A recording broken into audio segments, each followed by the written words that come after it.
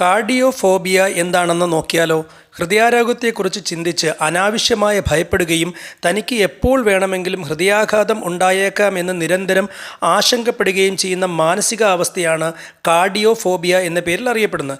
ഇത് ഒരുതരം ആങ്സൈറ്റി ഡിസോർഡറാണ്.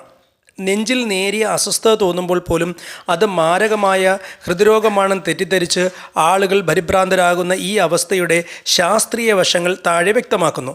എന്താണ് കാർഡിയോഫോബിയ? ലളിതമായി പറഞ്ഞാൽ ഹൃദയത്തെയും അതിൻ്റെ പ്രവർത്തനത്തെയും കുറിച്ചുള്ള അകാരണമായ ഭയമാണ്. ഈ അവസ്ഥയിലുള്ള വ്യക്തികൾ തങ്ങളുടെ ഹൃദയമിടിപ്പ് എപ്പോഴും ശ്രദ്ധിച്ചുകൊണ്ടിരിക്കും. ഹൃദയമിടിപ്പ് അല്പം കൂടിയാലോ കുറഞ്ഞാലോ ഇവർ കടുത്ത മാനസിക സമ്മർദ്ദത്തിലാകുന്നു. പലതവണ ഡോക്ടർമാരെ കണ്ട് പരിശോധനകൾ നടത്തി ഹൃദയത്തിന് യാതൊരുവിധ കുഴപ്പവുമില്ലെന്ന് മെഡിക്കൽ റിപ്പോർട്ടിൽ വ്യക്തമാക്കിയാൽ പോലും ഇവരുടെ ഉള്ളിലെ ഭയം മാറില്ല എന്നതാണ് ഇതിൻ്റെ പ്രധാന പ്രത്യേകത.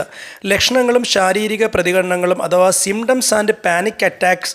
കാർഡിയോഫോബിയ ഉള്ളവരിൽ പെട്ടെന്ന് കടുത്ത ഭയമുണ്ടാകുമ്പോൾ അത് പാനിക് അറ്റാക്കിലേക്ക് നയിക്കാറുണ്ട്.